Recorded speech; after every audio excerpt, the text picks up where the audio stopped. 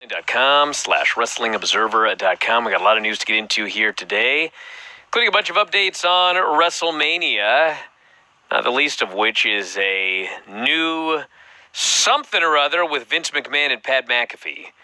Can't imagine this being anything resembling a grappling match, but they're going to be doing something at WrestleMania. What's the plan? I don't know. They're advertising. They're going. It's listed as a match on the format for the show. Obviously it's going to be a bunch of smoke and mirrors. They're looking to use Vince's name and Pat McAfee's name to sell some tickets. They got a lot of tickets left to sell. So that's the basic gist of it. Is this the Steve Austin level character? What was a term that was used? One more big surprise. It was Vince. Probably, yeah. So they can't get Hogan out there? Jeez, Hogan's younger than Vince. Isn't that scary? Yeah, and he's probably a lot more mobile, even with fake hips. I wouldn't think so, but it's hard to say. I haven't seen Vince move around, so I don't know where he's at this stage. Hogan's not moving. Hogan's not moving well these days, though. Wasn't it like 3 or 4 years ago that Vince was pretty much told no more matches, no more bumps? Oh, I think longer than that. Yeah. But yeah, definitely. It's look, nobody should be. I don't know that people should be wrestling at 60. Okay, they shouldn't be wrestling at 70. I remember when Luthez wrestled at 74. But then again, he tried to do a match, and Vince is not going to attempt to do a match. But he's also Luthez, not Vince McMahon. And I remember he came back from Japan, and he told me, man, what a bad idea this was. Some people will look at that and go, I guess for 74, he probably did great. But, he did do great for 74, but he just said that was just, he was just embarrassed to have done that. And, and he didn't have... I don't know. He didn't destroy his body like Vince did in a lot of different ways. So, even though he actually wrestled thousands and thousands of matches, and Vince probably wrestled, 24 or something, but still, the idea of a guy who's 76 and a half years old doing a match. There have been older guys do it. Dory Funk Jr. and Mil Moskowitz were wrestling older than that, but that's not a recommendation for it either. Watching those guys wrestle at that age, and they, were not in as high profile position as this, but they got something worked out. They're going to do it, and again, Vince was a big draw in his day. So was Steve Austin. That's what there's. Whatever. New Japan's putting Fujiwara in tomorrow night at 73 years old. So it's not like, but Fujiwara, the one thing with Fujiwara is that his style is very grappling based, and he can what he does, you can kind of do at an older age. It's not like Shawn Michaels. What Shawn Michaels did, when he came back, and because I had talked to somebody, from there about Shawn coming back, because they're bringing everybody back, right? Anyone they can. And the thing is with Shawn is that, like, Shawn is not nearly as old as these guys, but Shawn Michaels had a very, very athletic style, and it's going to be a lot more difficult for him to come back and replicate what he did than Fujiwara to replicate what he did. And for Vince, Vince never did much, but I don't know. That's pretty old to be. It's way too old to be doing it, but whatever. They're going to do something. They're doing everything they can. They're trying. I said, Dave, the show was going to top out at 55, and now look at this. We're bringing back Vince, and we're bringing back Austin. Is Triple H available? Who's next? No. Triple H would be a terrible idea. His heart situation is he can't, I don't want to say never, because that's unfair, because maybe he can do something, but that would be a horrible idea for him to, and it's not going to happen this year. There's no way. But they're already topping 55. they're probably going to get up to about 70. I don't think they're going to make 80. I don't want to say they're not going to make 80. I don't think they will, though. I think it's going to be a little shy of 80. But, 70,000 for 2 straight days, 65,000 maybe, if that's what it ends up at. And it'll beat 65. So 70,000 for 2 days is pretty damn impressive. With the ticket prices that they're charging and everything like that. So, God, ticket prices. Paul McCartney's coming here in May 6th to the Oakland Arena, and I went to see him a couple years ago, and I think I paid $400. Did you know that for the same ticket, it's going to be like $800 now? He's 4 years older. I don't think it's been 4 years, has it? It's been a couple. I guess it's probably been 3 years, but yeah. Does that make him a bigger attraction? Well, I don't know, but I mean, every year that he gets older, it's like this could be, how many more years he can be doing this? I'm amazed he's still doing it. He's 90, older than going to be $2,000 a ticket. Yeah, and he's older than Vince. No, but the thing is like... but he's singing. He's not out there wrestling. No, but he moves around a lot. I know he moves around a lot, but he's not taking a bump. He's not getting head-butted and have his head split open. I don't think Vince is going to get headbutted and get his head split open. I sure hope either. Not, but you put this guy in the ring, who knows what's going to happen? Well, that is a problem, is that once he gets out there, it's like nobody can tell him to stop, and then he might do something. He might injure himself. That wouldn't surprise me at all, and him go out there. Because it's like, what gets, people don't hear about this, but the thing that's, to me, is when it gets sad is like with Hogan, when Hogan was coming back at the end. Not even at the end. This is going back 20 years ago, when Hogan was doing his comebacks, where every time he would do a match, he would end up having surgery after the match. And Dude, that's what happened to Rock a decade ago. That's why I'm telling you, I don't think he's wrestling next year. He had 2 straight years, and he got hurt both times. Yeah. He tore his hamstring in the middle of the match the first year, and then he tore his intercostals and had, I think, an abdominal hernia. I forgot the exact stuff. He was all messed. The first year, it was like he was in pain and worked with a torn hamstring for the rest of the match and everything. But the second year, he was messed up, and yeah, they had to delay Hercules for a month, and because he just wasn't ready. He couldn't be. It would have been impossible. So, yeah, if he's got anything going, that's a tough one to put together for a lot of different reasons. He's got a lot of bigger things on his plate than WrestleMania, obviously. He's going to be getting ready for that, I think they're starting the XFL in April, and WrestleMania is probably end of March, early April. So, not that he can't do both, but that's going to take up a lot of his time starting that new league. So, yeah, not to mention whatever other stuff. I guess he should be back in the United States now because Young Rock, they just finished filming this week in Australia. They were there for like 5 months filming the season, the new season of Young Rock. We have the announcement that Lesnar-Roman Reigns is expected, both belts on the line. It is a unification match. Okay, so the deal here is that it is a unification match, and from what I am told, it's the same idea as the last time they unified the titles. Remember, like 20 years ago, 18 years ago when they did, and then like a week later, they just handed a belt to Triple H. Hopefully they don't do that this year. Hopefully Triple H doesn't win that Raw championship.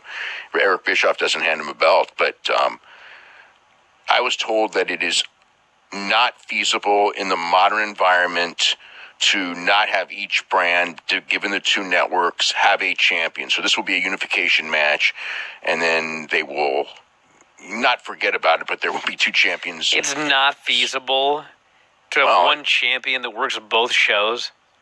Not in their minds. Wow.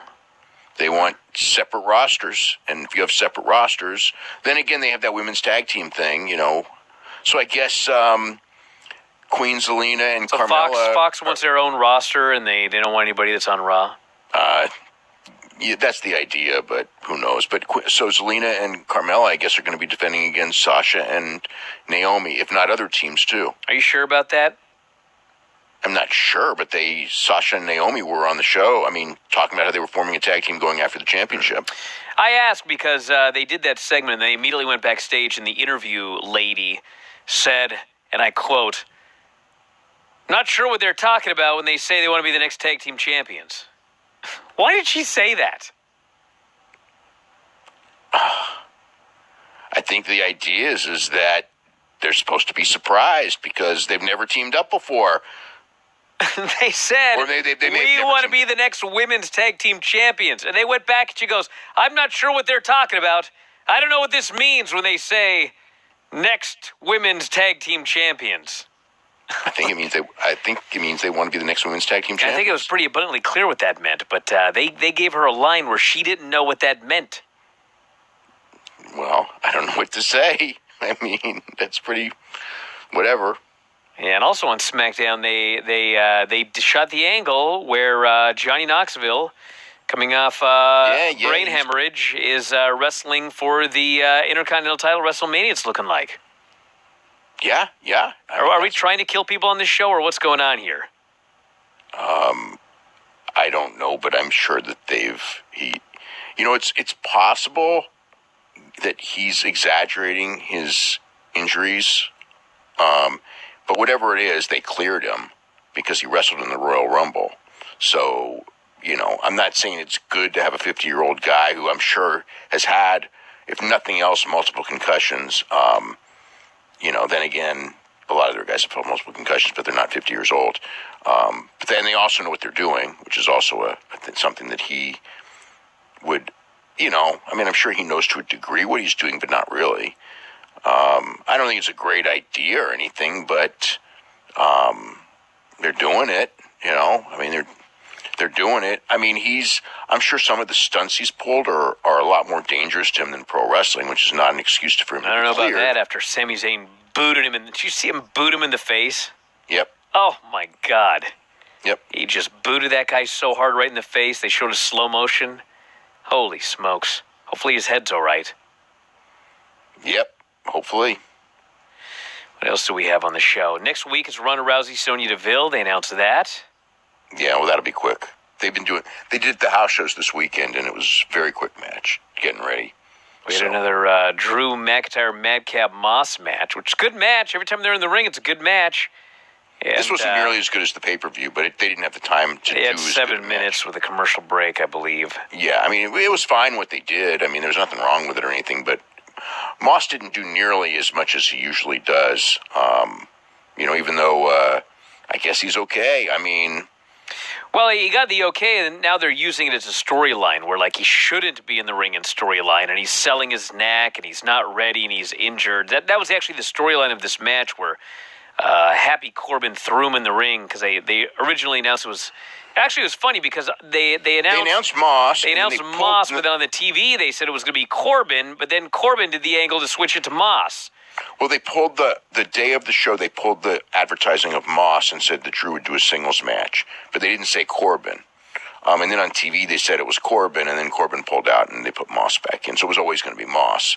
They just wanted to do the angle the way they did it, and you couldn't advertise Moss if that was the way you were doing it. So they just changed some creative stuff, but they got to the same destination.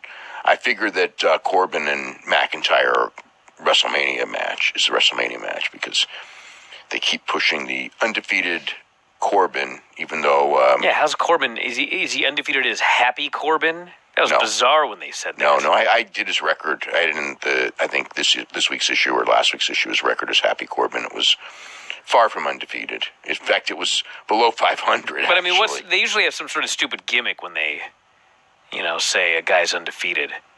Yeah, he beats me. He's lost singles matches. He's lost tag team matches. He's lost matches. Yep. Weird. So they're lying. You're telling me? They're embellishing. No, they're lying. Yeah, I guess you're right. Thank you. Oh, well, it's wrestling. It's kind of like WWE. They're kind of lying when they're going to advertise Vince McMahon doing a match when they know he ain't going to do a real match. We had the main event segment with Roman Reigns and Brock Lesnar, and it was a contract signing. And you know how this ended. Rampant violence. Lesnar killing a bunch of dudes and tipping over tables, killing security guys. I mean, anytime Lesnar's out there just running roughshod, just unrepentant carnage, it always makes for great television. Yeah, he's a fantastic television character right now as a babyface. He's pretty hot commodity right now. They are doing everything to sell that match. The biggest match in the history of professional wrestling. I don't know if you know that or not. It's kind of hard to... I heard it was stupendous. Well, that's another word they're using. But this match isn't stupendous. This match is just the biggest match in the history of wrestling. Biggest match in the history of WrestleMania. Biggest main event in WrestleMania history. Bigger than Hogan and Andre. They didn't even say bigger than Rock and Cena, which actually drew more money than any match in the history of the wrestling. They said bigger than Rock and Austin and bigger than Paul Heyman and Undertaker when Paul Heyman beat Undertaker and ended his streak. You mean Brock Lesnar? Paul Heyman said that Brock Lesnar had a part in it, yeah. Okay. We had Rampage. Sammy Guevara beat Andrade to retain the TNT title, which ended up being a very, very good match. And Darby Allin ran in afterwards when the Hardy family office went after him. And, I thought that Darby Allin just running down without stopping. He's like doing this full-on sprint, jumps in the ring, still sprints, and sprints right into a tope. It was like just something to see. Like, that was awesome. So it was a very, very good opener there. We had an angle with QT and Hook, where Hook played Brock Lesnar here, killed a bunch of dudes, and I presume this is going to be on the pay-per-view, but I don't know. I mean, they've been building it up forever. They could do it anywhere. I mean, like, the pay-per-view's 9 deep. I mean, I suppose they could, I don't think you need more than 9 matches. So I think that you could, that they might as well just save that one for a Wednesday. And it, should be 4-minute match or something. It shouldn't go longer than that. We had Dan Lambert's segment. He's going to get Scorpio Sky a championship match against whoever's TNT champion. And the champion's Sammy. He said he's going to do it before the match on Sunday. So that probably means... Well, Wednesday. no, he said he'd get it before the winner of that match. Oh, okay. So this could be any time. It could be Wednesday, but he says it'll just be before the winner gets their shot. So Sammy wrestles Scorpio... And then Scorpio may be the one defending against the ladder match winner. Well, Scorpio wins, yes. If he wins, yeah. But he may win.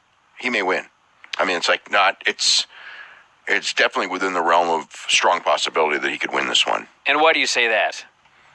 It's just because they've been building it up for a long, long time, and Scorpio is getting is supposed to get a big push, and I think that winning the title would constitute a big push. I don't know that he's winning it, but,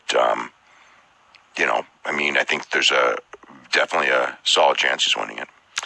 We had Wardlow beating Nick Comoroto with the Symphony, powerbombed him multiple times. Man, that Nick Comoroto's a big dude. He looks like I know he's a big guy, but he's like way bigger than Wardlow. And so that surprised me. I didn't think he was as much bigger than Wardlow as in fact he is, because I'd never seen them in the same place at the same time. WWE's going to want this guy. They fired him. Well, they're going to want him soon. That's what he came from WWE. They wanted him, and then they got rid of him. So put it this way: if you're as big as him and you move as well as he does, and they got rid of you, well, I don't know what that says, but I don't know what that says either. But they've gotten rid of a lot of very talented guys. Yeah, normally it's but when you're a big guy, it's harder for them to get rid of you because they're infatuated with that. They still have that mentality that if you don't have that kind of size, you can't main event WrestleMania. I mean, that's the phrase they use. We're trying to develop people who can main event WrestleMania. Not these, guys who are 5'10" or whatever, as if that matters, but that's another issue. Serena Deeb beat Kayla Sparks, who happened to be on 2 shows on the same night, because she was also the fan that was kissed by Los Lotharios. Yeah, so she was Wednesday in Bridgeport and then Friday in Hershey. WWE sold out Hershey. That's they had a real sellout. Like they call a lot of stuff's called sellouts that isn't. But this was like a real sellout that they had. I think I think they sold out Mohegan Sun for a SmackDown. So I think those are the only two sellouts this year because Day One was not a sellout, even though they said it was, and obviously the Rumble, which drew a lot of people, drew what was the number 39,000 in the building. But I mean that's a 65,000 seat place, so it was nowhere close to sold out. So, but this was legitimate sellout in advance. So. I mean, and a lot of their stuff now is the Garden's not doing well, but a lot of the stuff is doing a little bit better now that it's WrestleMania season. A lot of the Raws are up a little bit. The SmackDowns are up, coming up. So yeah, they do have some momentum leading into this. We had the contract signing, Britt Baker, Thunder Rosa, which of course broke down in a brawl. Britt cut a good promo. And, yeah, she did. She told Thunder that she'd never be the pillar she was, never be the face of All Elite Wrestling. And then there was a big brawl, and Jamie Hayter and Rebel, they got involved. Mercedes Martinez ran down. Martinez gave Hayter a spine buster through a table. And then Thunder Rosa posed with the belt afterwards. So they're going to do Jamie Hayter and Britt Baker against Rosa and Mercedes Martinez on Wednesday in Jacksonville. That hasn't been announced yet, but that was on the docket. Maybe it'll end up being on Friday in Orlando because they're doing Orlando live on Friday night, but they're doing that match before the pay-per-view. So Wednesday, we've got Adam Page, John Silver, Alex Reynolds versus Adam Cole and Red Dragon. The major announcement from Tony Khan. Got any ideas? I have absolutely no idea what this announcement is. Okay. I mean, I don't have a good one. So tomorrow morning, the Young Bucks are announcing a big date, which I'm pretty sure is the Los Angeles date. Whenever that is, the Dynamite date for LA. And rumor has it it's the Forum, which I guess that'll be official tomorrow if it is or it isn't.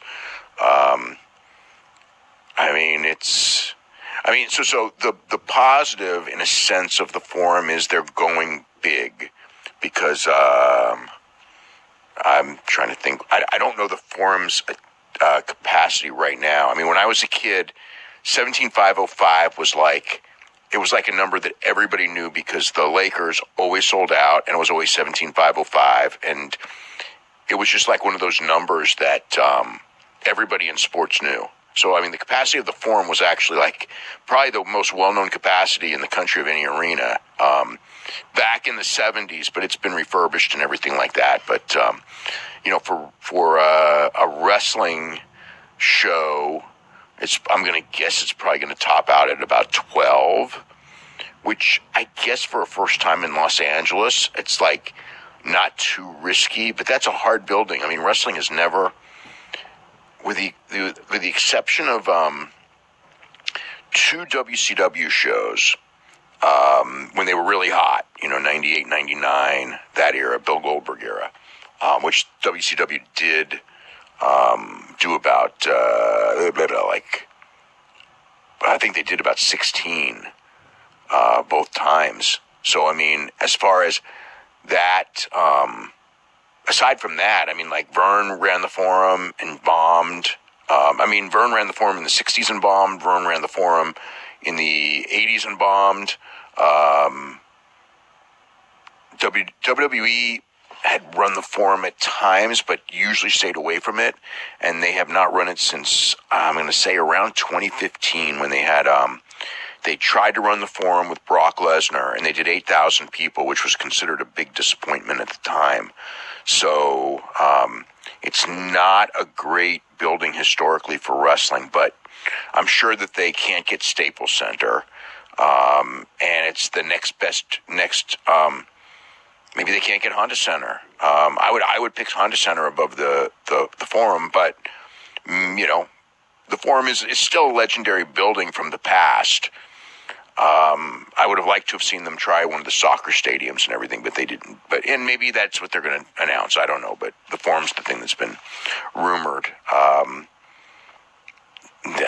It's going to be interesting because with AEW right now, I was actually talking to somebody in the business about this, that the scalper business, and there's like this, AEW has got this zigzag effect. What happens is that, at the beginning, the scalpers knew nothing of them. It's just, who are they? We don't, whatever. So like the All In and some of the early shows had no, almost no scalper activity. So those were all fan things. And then after the demand for the All Out in 2019 All Out, the one that like had the ridiculous demand. So then the scalpers like bought up the first three Dynamites, which were Philly, Boston, and Washington, D.C. And Washington, D.C. ended up, like they bought 14,000 tickets. I mean, it was heavy scalper, 14,000 tickets, and they couldn't even give those things away. I was amazed, 14,000 people in the first day. Even I didn't think it was going to be that big. I didn't think it was going to be close to that big. And it wasn't. The scalpers just saw the demand in Chicago, and they bought those three shows. Philly and Boston actually, would have sold out and did just fine. They were going to sell it either way. But the DC was overbought, so then the scalpers kind of backed off. And then what happened was they didn't have a lot of scalper purchases for All Out, but the market exploded for All Out. That was the highest secondary market in the history of wrestling, the All Out show, because of CM Punk's first match. So now, the next pay-per-view, Full Gear did really well. And then this one, people, the scalpers, as we talked about before, they saw an 8,000-seat building for a pay-per-view, and they just freaking bought the hell out of it. And it's, everything's triple or quadruple the face value price. So, and this was a giant success for the scalpers. So the Vegas show will probably be heavily bought by scalpers, but that's a big building. That's an interesting one that they chose to go big because, the last time they were going to run Vegas, they were probably not selling out the MGM Grand. They were going to do well. They were going to do over 10,000 people, but I don't think they were going to sell at MGM Grand the way the advance looked and everything like that. And now they're going to a building that would be probably 4,000 more tickets. Plus they're running two other shows. So they are more popular than they were then.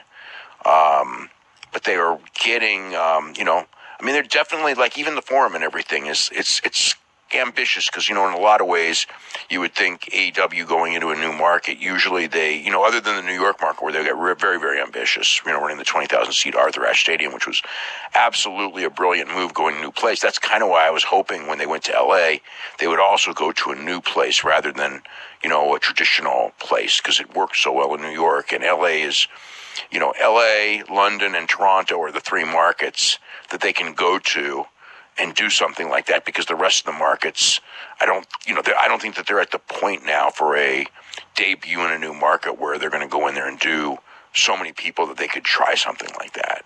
But they're ambitious on this West Coast stuff. I don't know about any other dates. I heard maybe Denver, but I don't know if that one's accurate. But hopefully they do. I would certainly think that they should do LA, San Francisco Bay Area, Seattle, and Portland. Maybe I wouldn't die for San Diego, but you could do it too. But those markets, I think, would all, for the first time in, I think that they should all do relatively well. And main event of Rampage was the Orange Cassidy versus Anthony Bowens match for the spot in the Face of the Revolution ladder match.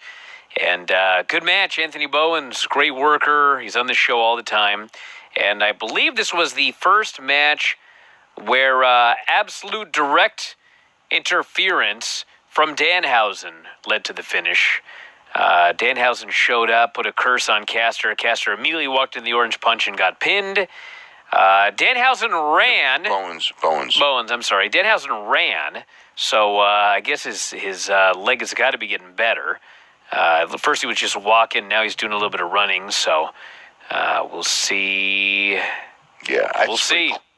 It's pretty clear that guys like Daniel Garcia and Bowens, that Tony Khan sees a lot in them, and he's giving them a lot of exposure. It is a lot of L's, but they're in there with good people and everything. And I think one of the things that he's done, you can see is when he has young guys, he will put them with top people and beat them with the idea that down the line, you start turning it around.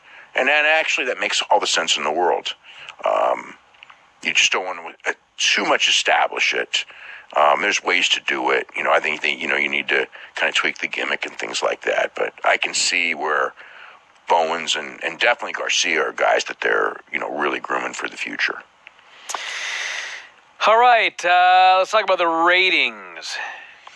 Yeah, so let me get to that.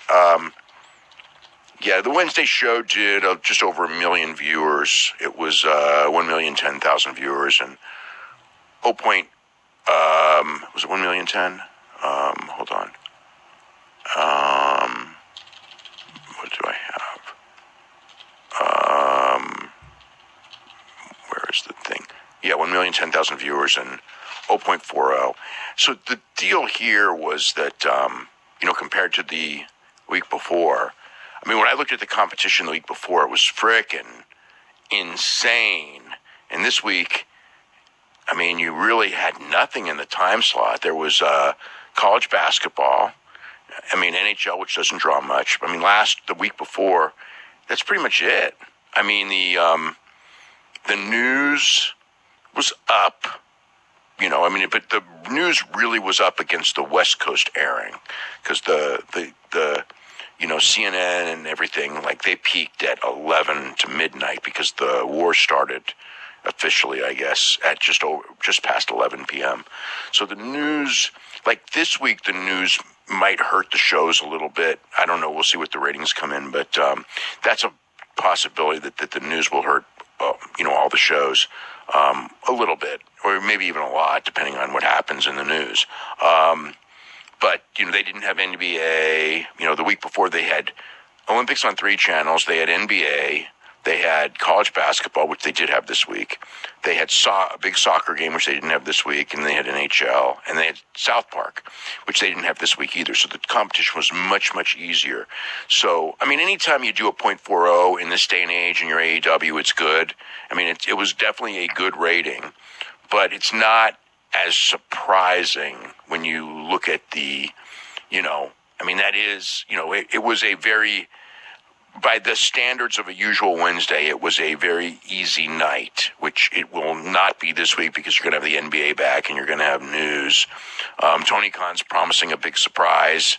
And the last time he did that, it drew. And whenever you do the same thing over and over again, there is a point of diminishing returns. But I don't know that this will be the week of that point, because the reality is that, I don't think anyone really knows the surprise. I know there's a bunch of rumors out there, some of which make sense, some of which are probably impossible. It ain't going to be the announcement of Jeff Hardy because, I guess, no, because he wouldn't be able to announce that till March 9th. So it won't be that announcement. But that's another thing. They got, they could put Claudio, if they sign Claudio, he can be on the show this week. But, I don't know, do you put him on this week? Do you have him debut this week and then announce another match? I don't know if the pay-per-view needs another match, or just wait until after the pay-per-view. I'm tempted to think wait until after the pay-per-view and focus on the pay-per-view. But, if they want to rush it out or whatever, there's nothing wrong with doing that either. And I don't know that he's coming in. I'm just figuring that he can come in. Legally, if they make a deal with him, he can be on the show Wednesday. Whereas Jeff Hardy, has to wait, it's only going to be till, what would it be, the 9th. So I don't know if he'd be able to do the show on the 9th, but certainly by the 16th, because the deal ends the 9th. So I don't know if it's that, he'd be free on the 9th or he'd be free on the 10th. So I'm not sure about that one. Alrighty, New Japan, restrictions or lack thereof. Yeah, so, hold on just a sec. For the Raw, let me just check if there's any big highlights here. The Open with the Tag Team Battle Royal did the most viewers, but it did not do the high point in 18 to 49. The high point in 18 to 49 was, let me see, the MJF promo was not, but it did very well. What was the high point? Hold on.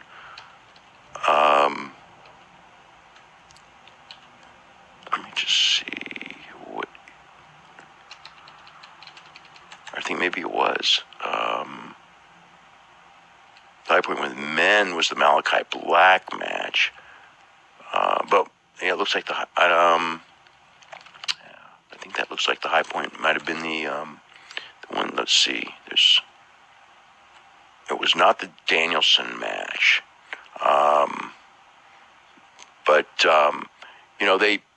they had the stronger first hour coming off, but they held up better than usual. It wasn't like there was that big first quarter and then a big drop like that there's been before. But the MJF promo and the Britt Baker and or the Eddie Kingston Chris Jericho promo were very strong in 18 to 49. Actually, the high point of the show in 18 to 49 was the end of the Jericho Kingston promo, Ricky Starks against 10, and the Young Bucks Fish and O'Reilly segment.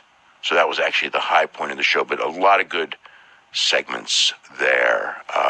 So for New Japan, this is Japan. So Japan, starting tomorrow, they have new lack of restrictions as far as foreigners going over there. If you are a foreigner and you have a working visa, all you need to do is pass a COVID test before you get on the plane, and then when you land, you have to pass a COVID test, and then you're free and clear. You do not have 3 days. It used to be 14, then it was 10, and now I think it's 3. You don't have any quarantine at all. If you're fully vaxxed, you have to also be fully vaxxed, which is 3 shots. So if you've had your 3 shots and all that, you can go. So a guy like Jay White, he can, but you also have to have a working visa in the country. And the problem is that the government has been very hard as far as getting working visas. So that would be for people like, say, Danielson or Gallows and Anderson, people like that or somebody from, any of the guys from New Japan Strong that have never been to Japan. Those type of guys, if they may want to bring them in, they have to get a visa for them. No matter what the restrictions are. And they're not easy to come by, even with the pull that New Japan would have. So I don't know, how easy it's going to be to get those visas. But for the people who are New Japan regulars, like someone like a Kenta or like a Jay White or Ospreay, who's actually already there now anyway.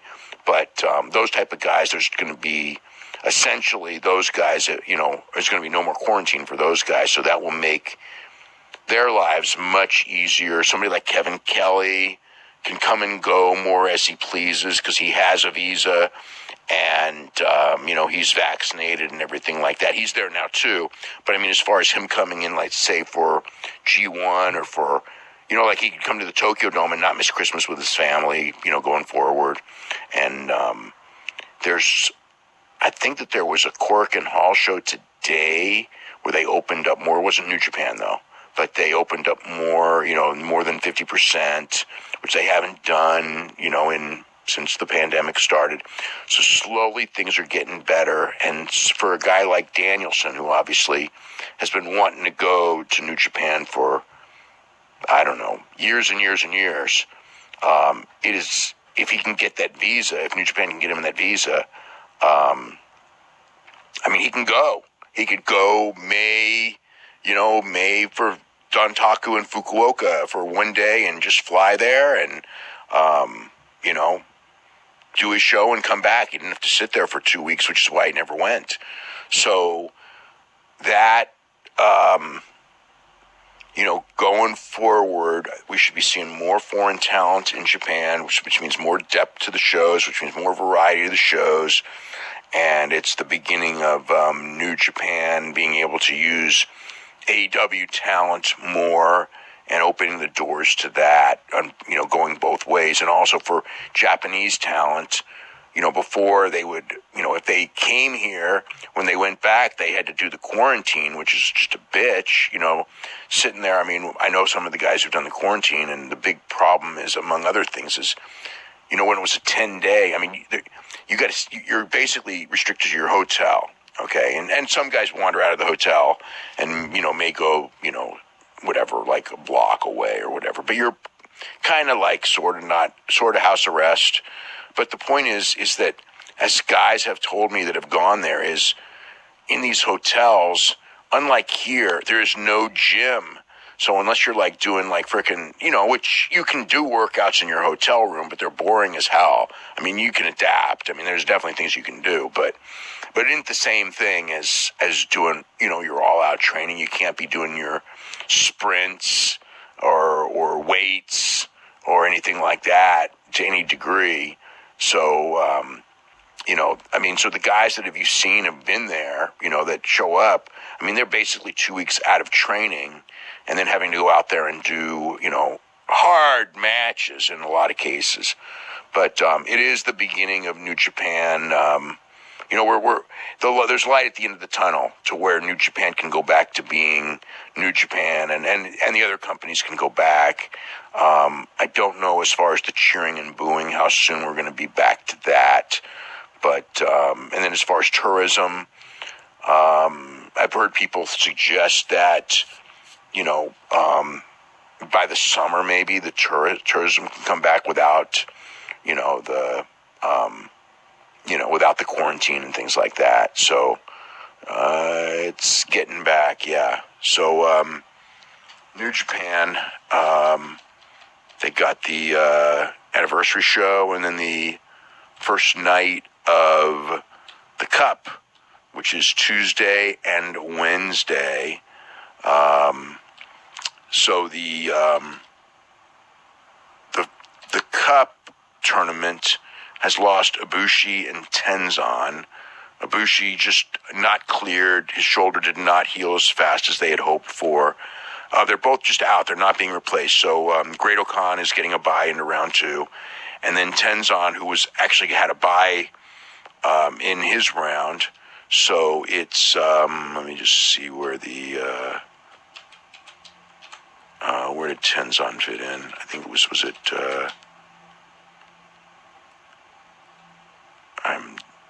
Tenzan. So Tenzan was going to face the winner of Yano and Taichi. So that winner will go all the way to round 3 and probably face Goto.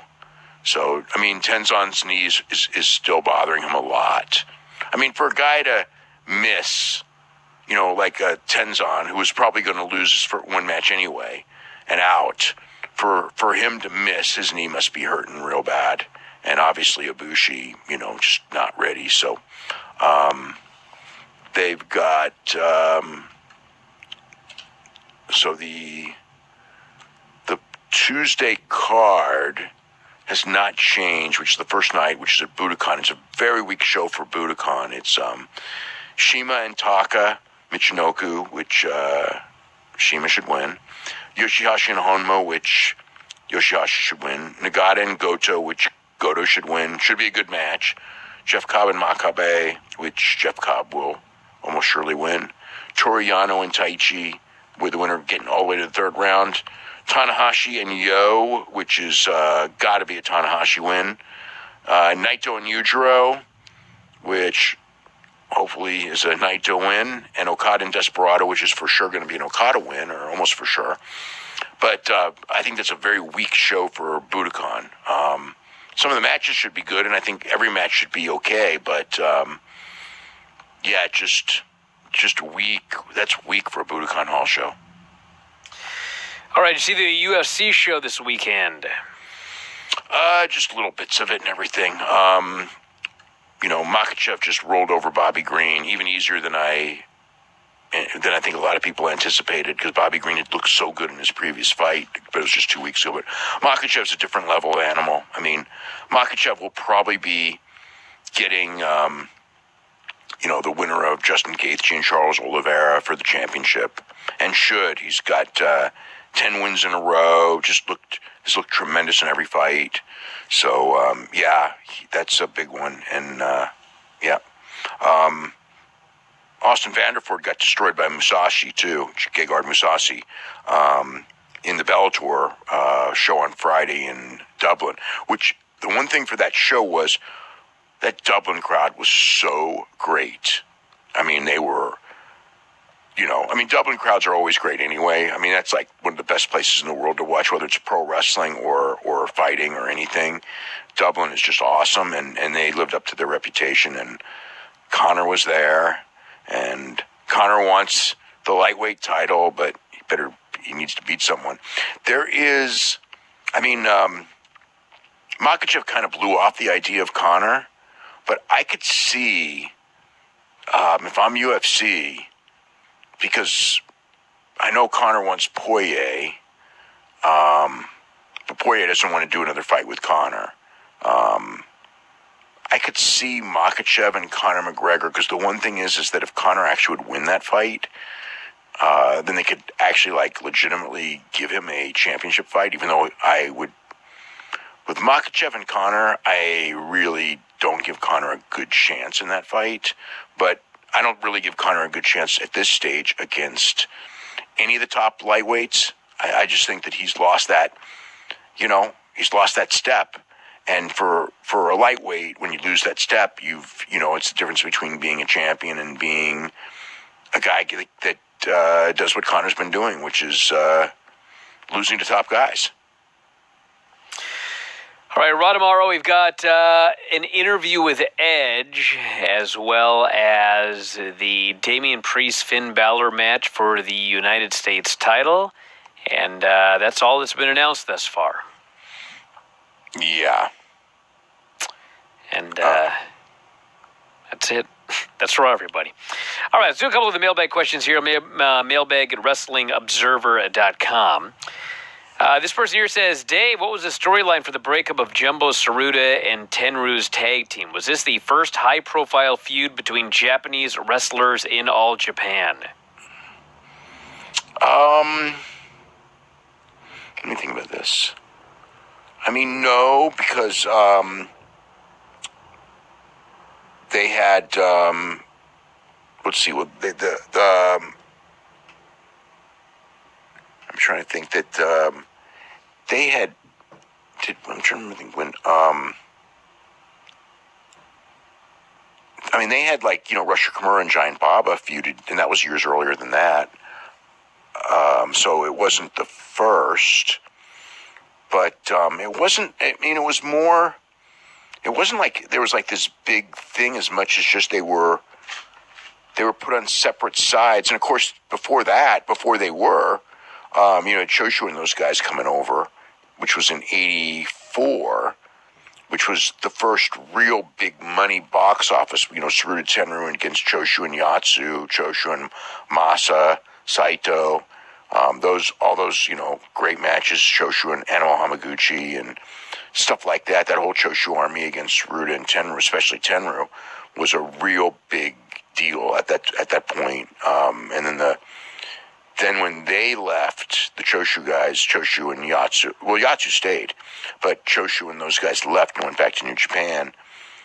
Then you had Tsuruta and Yatsu as a tag team against Tenryu and Ashura Hara, and then the Tsuruta Tenryu singles matches that were absolutely great, some of the best matches of that era.